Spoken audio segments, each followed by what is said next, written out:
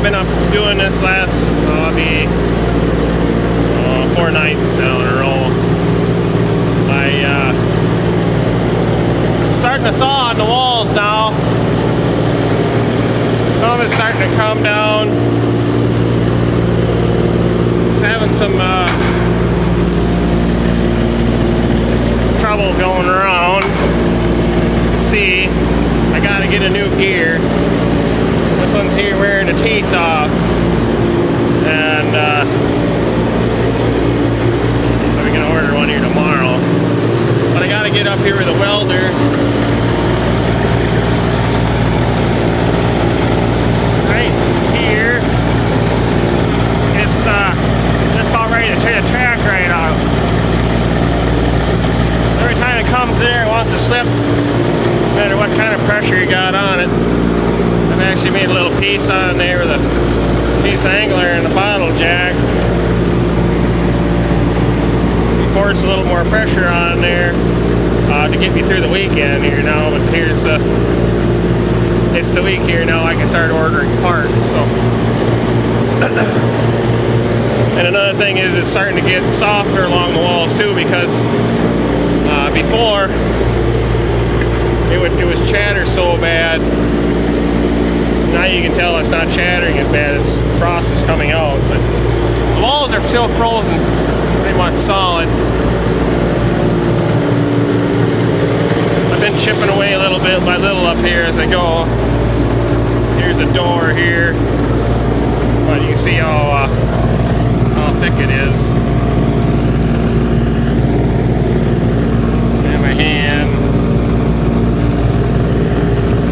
Yeah, it's about 5.5, 6 inches thick. So, but it varies. Gets over here, I think it's a little thicker.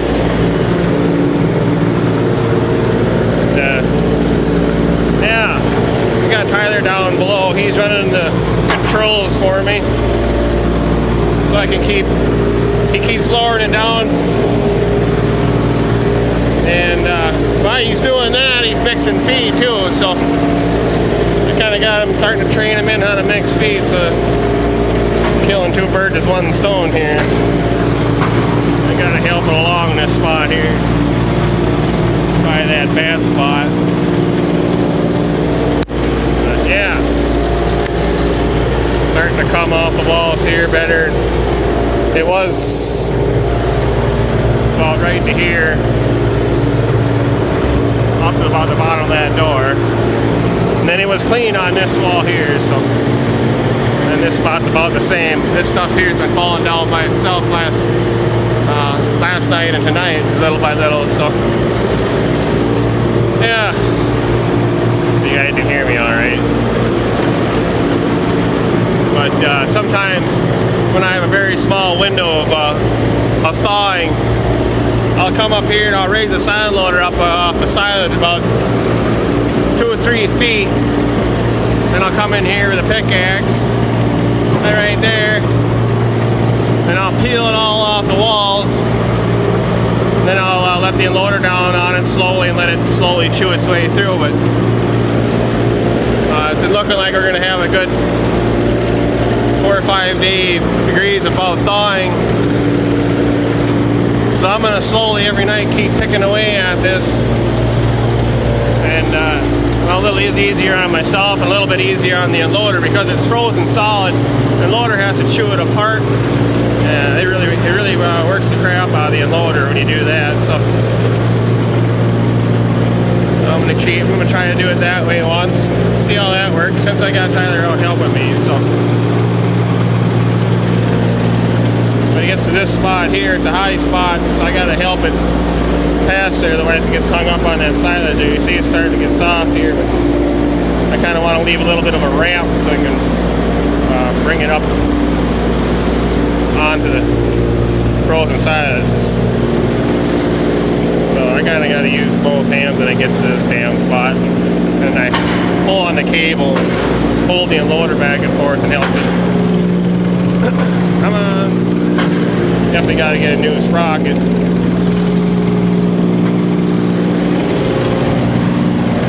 We'll give her a little more up. There. I don't want to put too much pressure on it. I learned the hard way that don't work very well, so I'll show you here in a minute once I get these wheels up on the silage. So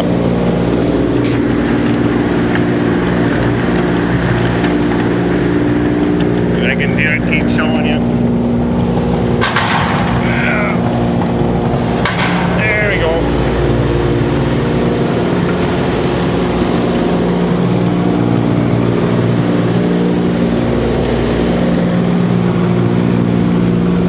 My idea was for that is to put as much pressure as I could on there to keep it from skipping, from jumping on your ring. But in between here, for the motor and the gearbox, there was a nylon coupling. Well, I found out, which I made the hard way, once you start applying pressure on that, she brings the motor up and it tweaked that nylon coupling and she just basically destroyed it. So what I got right now is a piece of ratchet strap wrapped around there a couple times with 2 hose clamps, and that's my coupling. So it's been working pretty good. It might just stay that way. See how much the coupling is. So alright, well, I gotta message Tyler, let the unloader down, and let me bring you guys back. Right there, the chunk I busted off. See, it's frozen solid, and it won't go underneath the side loader, so you gotta bust it up so I can go through. Oop, kind of hard doing one hand.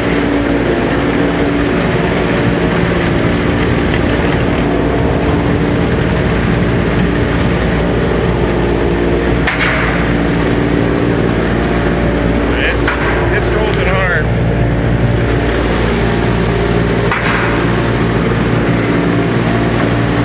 Every chunk you break off like that, you gotta bust it up in little pieces. Sometimes they come off as big chunks, sometimes you just get a little chunk breaks off. Come on.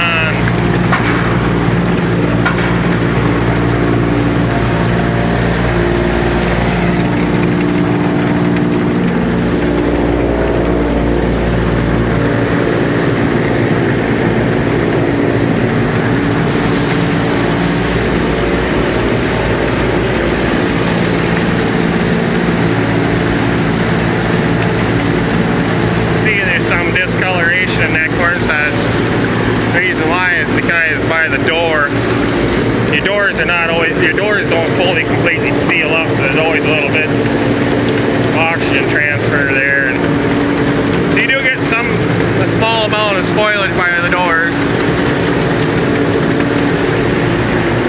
You can see it in here. You get like a black spot. There's another spot. It doesn't hurt nothing too much. It's not that terribly much amount of spoilage. I'll go over here once.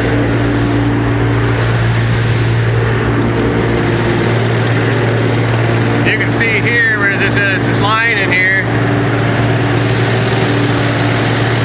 That's where we stopped filling. I mean, that you guys have been following me for a while. That above there was your 4th of July corn, and that below there was the 10th of July corn. So remember we stopped chopping because it was too wet, so there was a layer of spoilage in there. So that's what it looks like when you wait a few days and you get it's about 6 inches, but it's kind of wavy in there, so it doesn't hurt them too much. You notice a little fluctuation in the milk and stuff, and you can see it too when it's coming down the silage and smell it also. It is what it is. That's what happens when you switch or have to wait and then you have a layer of spoilage.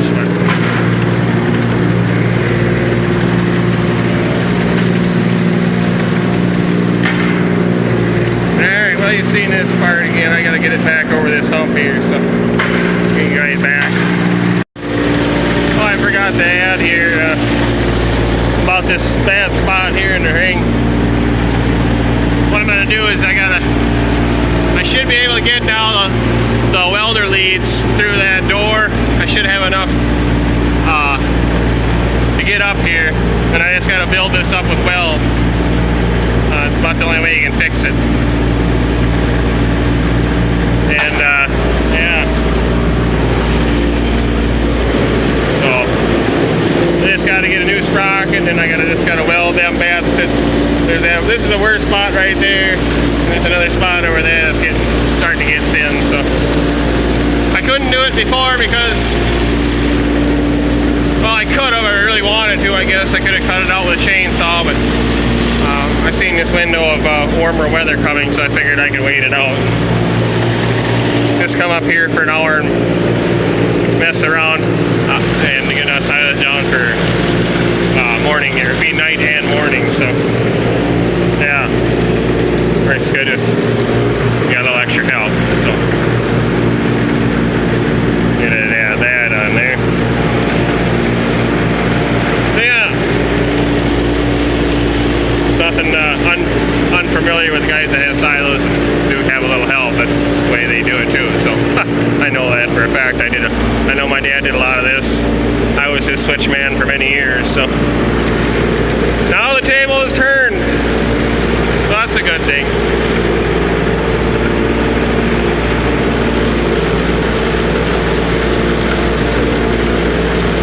Only thing he's got a lot better than I did, he's got a heated skid loader, so never had that. He should freeze my butt off pretty good down there. Many a days, many hours, yeah. Good old days, yeah. Alright, finally the guys are getting bored of this whole ordeal, so.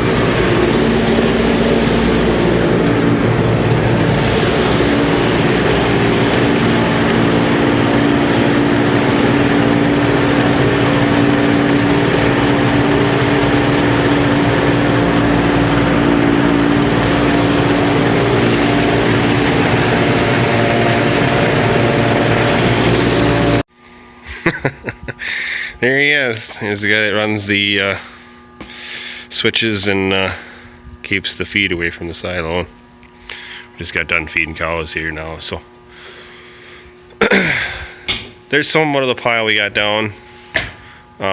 This is actually taking a couple nights or a night or two after I had the video up in the silo, but I forgot to make kind of an ending to this. So silo is broke down. That'll be on the next video. So a little repair to do on that. Well, if you wouldn't have broke your loop off.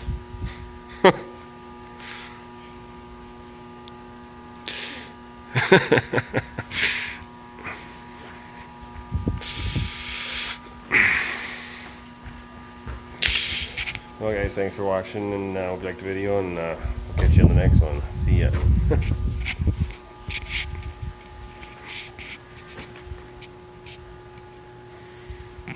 We're getting twine string. You can reach that and tie that on there? No. I guess I'll have to do it.